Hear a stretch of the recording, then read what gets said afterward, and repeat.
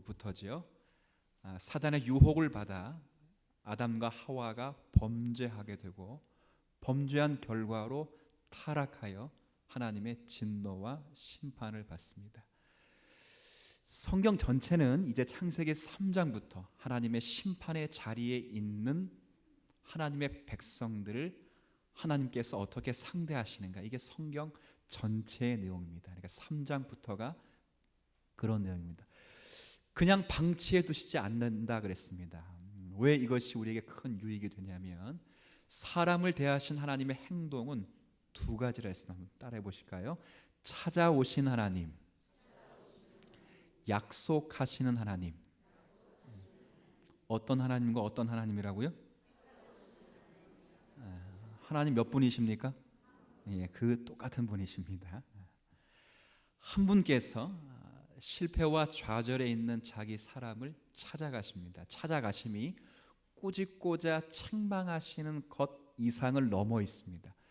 꾸짖음이 없다라고 말하지 않습니다. 이사야 선지자가 39장 내내 자기 백성을 향하여 꾸짖습니다. 그런데 그 꾸짖음만을 꾸짖려고 하는 것이 아니라 그 꾸짖음 넘어 하나님의 사랑을 이야기하고 있습니다. 그게 바로 약속하시는 것입니다. 무엇을 약속하시는가? 아들을 여자의 후손으로 나게 하신다. 그 여자의 후손으로 오실 그 아들이 뱀의 머리를 어떻게 하신다 그랬어요? 부숴버린다. 상하게 하실 것이다. 여인의 여인의 후손의 아들이 뱀의 머리를 상하게 함으로 그로 말미암아 많은 사람들이 복과 생명과 은혜를 누릴 것이다. 이것을 약속하셨다는 것입니다. 누가 약속하셨다고요? 하나님이 약속하십니다. 그래서 창세기부터 족장사를 읽어보면 후손, 자손이라는 말이 수없이 반복됩니다. 아브라함, 이삭, 야곱에 이르기까지 자손, 후손을 말하고 있습니다. 왜 그렇게 표현하냐면 그것을 예표로 해서 장차 여인의 후손을 가리키기 위하여 그렇게 열심히 아들을 주었다가 또 아들을 뺏었다가 또 주셨다가 그러면서 애달프게 후손과 자손에 대해서 이야기를 합니다. 예를 들면 창세기 말씀을 좀 가보시죠. 창세기 한번 보면 우리가 잘 알 수 있습니다. 창세기 우선 3장부터 보죠. 오늘 제가 좀 말씀드렸던 3장 15절. 찾아오셔서 그냥 꾸짖고 책망으로 끝나는 것이 아니라 백성에게 약속하시는 그 내용 속에서 15절에 보면, 자 3장 15절 같이 있습니다. 이걸 원복음이라고 말씀을 드렸습니다. 함께 있습니다. 내가 너로 여자와 원수가 되게 하고 내 후손도 여자의 후손과 원수가 되게 하리니 여자의 후손은 내 머리를 상하게 할 것이요 너는 그의 발꿈치를 상하게 할 것이니라 하니라. 이걸 약속하셨다는 거예요. 여기 후손, 자손이란 언급이 있습니다. 이 자손과 후손 하나님 약속하시는데 창세기 말씀 26장을 가보죠. 12장부터 줄곧 언급되어 있는 그 후손을 가리켜 더 자세히 이렇게 표현합니다. 창세기 26장 4절입니다. 자, 여기도 후손, 자손이란 말씀이 언급되어 있습니다. 창세기 26장 4절입니다. 4절 한번 같이 읽습니다. 내 자손을 하늘의 별과 같이 번성하게 하며 이 땅의 모든 땅을 내 자손에게 주리니 내 자손으로 말미암아 천하 만민이 복을 받으리라. 자, 아들, 후손이라 예언한 내용이 지금 계속 족장사를 넘어가면서 자손, 후손으로 받고 있습니다. 우리는 이 아들이 누굴까? 아주 가까이는 이삭이요, 그죠? 가까이는 야곱인 줄 알았습니다. 이게 틀리지 않습니다. 그런데 이건 예표적인 성격이 있습니다. 그 이삭과 야곱을 세우셔서 진정한 여인의 후손으로 오실 아들에 관한 이야기를 하자는 것입니다. 그게 바로 누구시냐면 오늘 요조를 읽었던 말씀, 다시 갈라디아서 3장 말씀을 좀 가보시죠. 우리가 읽은 말씀입니다. 갈라디아서 3장 16절.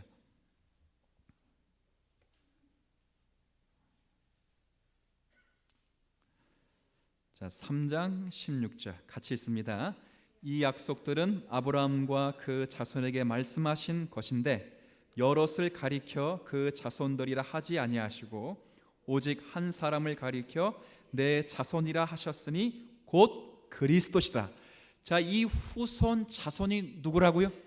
그리스도입니다. 그리스도. 이 그리스도가 오신다고 하신 약속은 구약 창세기부터 이루어지는 것입니다. 맞습니까? 그렇죠. 어떻게 오시는가? 때가 참에 오신다. 우리 지난주 읽었던 갈라디아 4장에 보면 4장 4절 말씀. 자, 여기도 한번 갈라디아서 4장 4절입니다. 같이 읽습니다. 때가 참에 하나님이 그 아들을 보내사 여자에게 하신 것은 율법 아래에 나게 하신 것은 하신 것은 제가 잘못 읽었네요. 바로 창세기 3장 15절 그리고 창세기 모든 내용이 바로 예수 그리스도를 가리키는 표현이고 하나님이 정하신 때 가장 선하신 때에 이루신 약속의 내용으로 성취가 됩니다. 지금 벨직 18조 내용 그렇게 시작됩니다. 타락한 사람을 대하여 하나님께서 행동하신 행동이 무엇이냐 물을 때 찾아오시고 약속하신 하나님이신데 찾아오시고 약속하신 하나님께서 그 절정으로 보여주신 것이 뭐냐면 예수 그리스도가 이 땅에 태어나시는 것, 즉 성육신이라 그것을 오늘 벨직 신앙고백 18장에서 이야기하는 것입니다. 지난 시간엔 첫 번째 문단까지 읽었어요. 한번 첫 번째 문단만 같이 한번 읽어보죠. 그러므로 우리는 하나님께서 당신의 거룩한 선지자들의 입을 통하여 조상들에게 하신 그 약속을 성취하시기 위해서 당신께서 정하신 때에 당신의 독생자이시고 영원하신 아들을 세상에 보내셨는데 그 아들은 종의 형체를 취하시고 사람의 모양으로 태어나셨다고 고백합니다. 거리껴지지 않고 잘 읽혀지고 그리고 믿어지시겠죠? 믿어지시면 되는 것입니다. 자, 두 번째 문단 오늘부터 조금 살펴볼 것인데 간단하게 좀 살펴보죠. 자, 두 번째 문단을 보세요. 우선 두 번째 문단을 함께 읽고 제가 설명을 같이 읽습니다. 그분은 진실로 모든 연약함을 가진 참된 인간의 본성을 취하셨고 죄가 없으십니다. 왜냐하면 그분은 사람의 행동으로가 아니고 성령의 능력으로 복된 동정녀 마리아의 모태에 잉태되셨기 때문입니다. 자, 이때 그분은 그러면 태어나신 예수 그리스도, 성육신하신 예수 그리스도를 가리키는 것입니다. 사람들이요 이런 생각을 합니다. 여러분, 예수님이 사람이 되셨다는 사실을 믿으시죠? 예수님이 육체로 오신 것을 부인하는 영마다 하나님께 속한 영이 아니라고 요한 1서 4장에 분명히 기록되어 있습니다. 그러니까 육체로 오신 것, 사람으로 오신 것을 믿습니다. 근데 재미있는 것은 예수님이 사람으로 오신 것은 믿고 고백을 하는데 예수님이 그래도 누구셔요? 사람이시지만 그래도 누구시라고요? 하나님이시니까 예수님은 배도 안 고프시고 예수님은 주무시지도 않고 피곤해하지도 않고 예수님은 슬프지도 않으셨을 것이다. 그렇게 이해를 하는 사람들이 있었다 그 말입니다. 근데 우리가 잘 아는 대로 하나님의 아들이신 예수 그리스도는 배가 고프셨어요. 그리고 슬픈 일이 당하셨으면 우셨습니다. 여러분, 성경에 예수님이 웃으셨다고 기록된 거 읽어보셨어요? 예수님이 웃으셨다. 예수님이 안 우셨지는 않으셨겠죠. 그러나 기록은 안 됐어요. 근데 예수님이 우셨다고는 기록된 거 보셨습니까? 예. 언제 어디서 보셨어요? 나사로를 보시고 우셨습니다. 그렇죠? 우십니다. 슬퍼하시고 괴로워하시고 왜? 우리의 인간의 육체의 모습을 그대로 가지고 오셨기 때문에 그분도 잠을 안 주무시면 피곤해합니다. 제가 성경 읽은 것 가운데 재미있게 읽은 부분 가운데 하나가 나사렛 바다 호수를 제자와 예수님이 배를 타고 건너가시는데 하루는 큰 풍랑이 배에 들이닥쳤어요. 그러니까 배가 요동을 친 것입니다. 요동을 치니까 배가 요동치면 사람들이 잠이 옵니까? 만약 그런 자리에서 끝까지 자고 있는 사람은 어떤 사람이죠? 보통 강심장이 아닙니다. 보통 같으면 살려달라고 애원하거나 긴장이 돼서 잠이 오지 않습니다. 제자들이 당연히 잠이 오지 않죠. 근데 예수님 그때 뭐 하고 계셨어요? 근데 제가 읽으면서 재밌는 것은 예수님이 피곤하셔 주무시는데 뭘 베고 주무셨는지 아세요? 성경에 보니까 고무를 베고 주무셨는데 이게 뭐예요? 베개. 예수님이 너무 피곤하셔 주무시는데 베개를 베고 주무셨다 이렇게 되어 있어. 얼마나 사람처럼 베개를 베고 주무시는 것. 여러분 재밌지 않죠? 저는 상당히 그거 볼 때 재밌었어요. 아, 예수님도 우리처럼 베개를 베고 주무시는구나. 똑같은 말입니다. 피곤해하시고 졸려하시고 배고파하시는 게 우리 예수님의 모습이셨다 그 말이죠.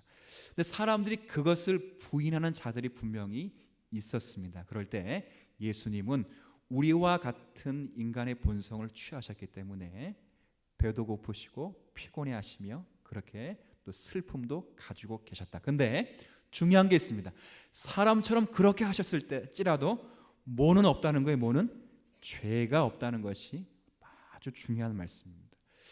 우리는 이 땅을 살면서 배고프고 다 그렇게 살아가면 사람을 누리고 있지만 그러나 예수님은 사람처럼 되셨어도 그분에겐 죄가 없습니다. 무엇 때문에 없는가?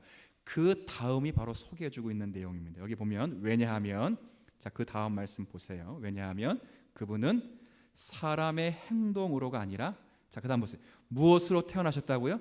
성령의 능력으로 복된 동정녀 마리아의 모태에서 잉태되셨기 때문입니다. 이것 때문에 그렇습니다. 예수님이 사람의 몸으로 오셨고 사람을 취하셨지만 그럼에도 불구하고 그가 죄가 없는 것은 그가 태어나실 때 그냥 남자 여자와 결합해서 태어난 것이 아니라 성령으로 잉태하셨기 때문에 죄가 없습니다. 왜요? 유전죄를 이어받지 않았기 때문에 그렇습니다. 그래서 예수님은 사람의 아들이면서 동시에 누구의 아들이죠? 하나님의 아들이십니다.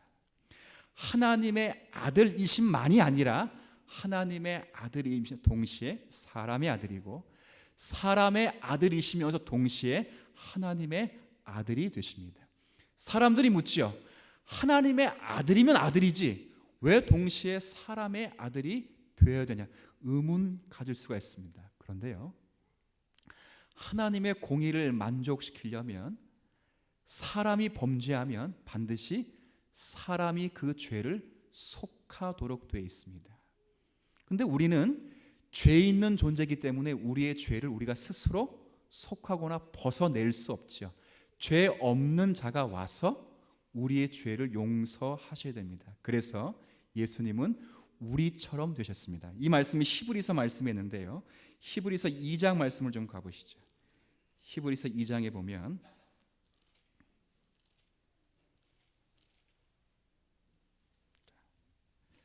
히브리서 2장 14절 15절 보시죠. 신약성경 354쪽입니다. 히브리서 2장 14절 15절. 우선 14절 한번 같이 읽지요. 자녀들은 혈과 육에 속하였음에 그도 또한 같은 모양으로 혈과 육을 함께 지니심은 죽음을 통하여 죽음의 세력을 잡은 자 곧 마귀를 멸하시며. 14절 앞부분 보세요. 왜 예수님이 사람의 아들이 되셨는가 이렇게 말할 때 여기 보면 초반에 있는 대로 자녀들이 무엇과 무엇을 가지고 있기 때문에요? 혈과 육을. 저와 여러분이 육체의 몸을 가지고 있지 않으면 예수님이 육체로 오실 이유가 없지요. 그런데 여러분을 구속해 주시기 위하여 여러분처럼 되셔야 됩니다. 그렇죠? 그럼 우리가 구속하면 되잖아요. 우리 사람인데. 그런데 죄 있는 사람은 절대 죄 있는 사람을 구속할 수 없습니다. 그래서 우리는 할 수 없기 때문에 하나님의 아들이 바로 우리의 사람의 몸처럼 온 것입니다. 여러분 이렇게 한번 생각해 보시면 돼요. 제가 예전에 하이델베르크 교리 강론하면서 우리가 얼마나 부채가 많은 사람이냐를 생각할 때 이렇게 생각해 보시면 돼요. 여러분 카드 돌려막기라는 거 아십니까? 안 해보셨죠? 저도 안 해봤습니다. 그런데 하면 정신이 없죠. 얘기 들어보면 정신이 없습니다. 매달 돌아오는 그 이자와 원금을 메꾸기 위해서 카드하고 또 카드하죠. 근데 뭘 원금과 이자를 갚는 것 같지만 결과적으로 남는 건 뭐밖에 없어요? 빚밖에 없습니다. 똑같습니다. 우리가 아무리 착하고 바르게 사는 것처럼 보일지라도 우리는 죄를 가지고 있는 사람이기 때문에 우리가 우리를 스스로 구속해 낼 수도 없고 다른 사람을 구속해 낼 수 없기 때문에 혈과 육으로 예수 그리스도가 이 땅에 오시는 것입니다. 이것이 우리에게 찾아오시는 하나님의 결정적이고 가장 중요한 사랑의 표현이고 약속하신 그 약속의 가장 중요한 성취라는 것이 오늘 우리에게 말씀하고 있는 신앙고백서의 내용이 됩니다. 자, 그런데 죄가 왜 없으신가? 우리 마태복음 1장에 보면 성령으로 잉태되셨다 이런 표현이 있습니다. 직접적으로 한번 우리가 읽어보죠. 마태복음 1장에 보면, 자, 마태복음 1장입니다.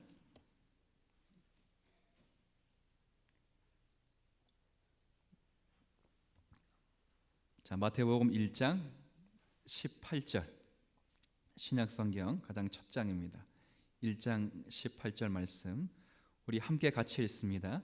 예수 그리스도의 나심은 이러하니라 그의 어머니 마리아가 요셉과 약혼하고 동거하기 전에 성령으로 잉태된 것이 나타났더니, 예, 성령으로 잉태되어 이 땅을 살아가는 모든 사람 가운데 오직 유일하시게 예수님만 성령으로 잉태되었습니다. 이게 여러분은 믿어지시죠? 이건 사람의 힘으로 믿을 수는 없습니다. 아무리 과학과 이성이 발달해서 성령으로 잉태되는 것이 믿어지는 것처럼 보일지라도 지금도 그게 가능할 것처럼 얘기하는 시대예요. 제가 예전에 한번 그런 말씀 드린 적 있죠. 요즘은 유전자 그리고 사람의 DNA를 가지고 사람을 복제할 수도 있는 시대일까요? 아닐까요? 시대라고 말을 합니다. 왜요? 우리가 뭐죠? 염소입니까? 강아지입니까? 양이죠. 그렇죠. 양이 이미 복제가 됐습니다. 사람들은 이제 체세포를 가지고 복제할 것처럼 사람도 가능하다고 생각을 한 것입니다. 그래서 옛날에 창세기 1장, 2장을 읽으면서 하와를 어떻게 만들었냐면 아담의 갈비뼈를 취하여 사람을 만들었어요. 그래서 사람들이 웃었어요. 과학의 시대에. 아니 사람의 갈비뼈를 가지고 어떻게 사람을 만들 수 있느냐. 근데 지금의 과학자들은 창세기 1장, 2장을 읽으면서 사람의 갈비뼈를 가지고 사람을 만들 수 있다 그럴까 없다 그럴까요? 있다 그런다고. 그들이 믿어요. 그런데도 불구하고 아무리 과학과 이성이 발달할지라도 그들이 하나님을 주권적으로 예수 그리스도를 구주로 믿는 것은 성령의 능력이 있어야 그들이 믿게 되는 것입니다. 그렇죠? 성령으로 태어나신 예수님을 우리가 믿으려면 동일하게 성령의 은혜로 믿게 되는 거죠. 예수님 왜 죄가 없으신가? 그건 다른 것이 아니라 성령으로 태어나셨기 때문입니다. 보통 유전적인 그런 방식으로 태어난 것이 아니라 기적적인 방식으로 태어났죠. 이거 이해가 잘 안 되는 부분입니다. 보시면 그 요셉하고 마리아가 정혼을 해서 둘이 결혼하기로 약속을 했는데 아직 첫날 밤을 분명히 치르지 않았습니다. 분명히 안 치렀습니다. 근데 약혼한 그 여성 마리아의 배가 점점 불러오는 것입니다. 남들은 모르겠지만 정확히 알고 있는 사람은 누구죠? 요셉은 분명히 알고 있습니다. 뭐라고 알고 있어요? 저 애가 내 애는 아닐 것이라는 걸 분명히 압니다. 왜? 하룻밤도 같이 안 잤습니다. 그렇지. 그런데 마리아의 배가 점점 불러옵니다. 근데 성경에 보면 요셉은 의로운 사람이라고 되어 있어요. 그냥 어차피 태어내야 될 인생이기 때문에 마리아와 그 뱃속에 있는 아이를 살리기 위하여 가만히 끊고자 할 때 천사가 현명하여 하신 말씀이 바로 이것입니다. 너의 아내 마리아 데려오기를 무서워하지 말라. 저가 잉태한 것은 성령으로 한 것이니 이는 구약에부터 지시된 하나님의 말씀을 이루게 하려 하심이라 라고 해서 마리아를 데려와서 결국 마리아를 통해서 예수를 태어나게 하신 사건입니다. 이해가 안 되죠. 그러나 하나님을 믿는 그 요셉은 이해가 되지 않는 걸음일지라도 그것이 신앙의 순적인 줄 알고 그렇게 가는 것입니다. 신앙생활도 마찬가지죠. 자, 여하튼 성령의 능력으로 태어나셨기 때문에 죄가 없다, 그렇게 생각을 하는 것입니다. 자, 그 다음 문단을 보면, 자, 그 다음 문단은 이렇게 되어 있어요. 자, 먼저 읽고 좀 생각을 좀 해보시죠. 같이 읽습니다. 그분은 참된 인간이 되시기 위해서 인간의 몸에 관해서만 인성을 취하신 것이 아니라 참된 인간의 영혼에 관해서도 인성을 취하셨습니다. 왜냐하면 인간이 영혼을 잃었을 뿐 아니라 몸도 잃어버렸기 때문에 그분께서는 몸과 영혼 둘 다를 구원하시기 위해서 둘 다를 취하셨습니다. 이제 이게 이런 문제예요. 분명히 아까 좀 전에 앞에 문단은 예수님이 인간의 몸을 입으셨다, 육체로 오셨다는 것을 우리가 고백한다 그랬어요. 근데 두 번째 문단은 육체로 오신 것은 고백하는데 사람의 영혼을 취했다고는 믿지 않는 것입니다. 근데 사람을 구원하시기 위해서는, 사람으로 오셔야 되려면 사람은 몸과 영혼이 아울러져 사람이 되어야 됩니다. 그렇죠? 그래서 예수님은 우리의 육체만을 입으신 것이 아니라 우리와 함께 갖는, 우리가 갖고 있는 영혼까지도 하나님, 예수님께서 우리의 사람이 갖는 영혼을 그대로 갖는 거죠. 왜? 하나님 우리의 육체만을 구원하시는 것이 아니라 우리의 영혼까지 구원하십니다. 여러분, 그래서 우리가 이런 말 많이 하죠. 영혼 구원, 이렇게 말하죠. 영혼 구원. 조금 더 자세히 말하면, 정확히 말하면, 따라해 볼게요. 영육 구원. 어떤 구원이라고요? 영육 구원입니다. 영혼 구원이 아니라 우리는 영과 육이 함께 구원받는 신앙입니다. 그러기 위해서 예수님이 육체를 취하셨고 영혼을 취하셨다는 것입니다. 이 둘 중에 하나라도 버리면 그건 지난날에 초대교회에 있었던 이단 혹은 중세에도 제세례파처럼 이단이 되는 것입니다. 제세례파 사람들은 예수님이 마리아를 통해서 나온 것은 인정은 해요. 그런데 사람은 아니라고 말합니다. 하나님으로만 사람의 몸을 빌렸을 뿐이라고만 말합니다. 그렇지 않습니다. 예수님은 인간의 몸으로 입고 오실 때 육체뿐 아니라 영혼까지 취하셔서 우리의 영육을 구원하기 위하여 이 땅에 오신 거죠. 성경을 읽을 때 우리가 잘 그렇게 읽지 않으면 우리가 열심으로는 믿는데 간혹 가다가 좀 틀리게 믿는 경우가 많습니다. 예를 들면 이런 경우도 많이 성도들이 실수를 해요. 성도들이 실수하는 게 아니라 목사들이 실수를 유발하죠. 유발하면 성도들께서도 많이 이렇게 어려움을 당하는 그런 내용들이 있습니다. 어떤 내용이냐면 다윗의 유지를 받들어 해서 솔로몬이 성전을 건축하죠. 그리고 솔로몬이 성전을 건축해 두고 하나님께 기도합니다. 하나님께서 이 전을 중심으로 해서 우리를 만나시고 이 전을 중심으로 해서 우리의 기도를 들어주십시오. 기도하죠. 하나님께 뭐라 말씀하셨어요? 그 기도를 흡족히 여기시고 성전을 중심으로 해서 기도를 들으시고 성전을 중심으로 해서 너희를 만나 주시겠다고 약속을 하십니다. 근데 그 말씀을 신약시대 목사가 그대로 인용해서 보십시오. 하나님께서 성전을 중심으로 해서 우리를 만나시고 성전에서 기도하는 것을 우리의 기도를 들어주신다고 했습니다. 그러니까 하나님이 여러분 이 성전에서 기도하시면 하나님이 여러분을 만나주시고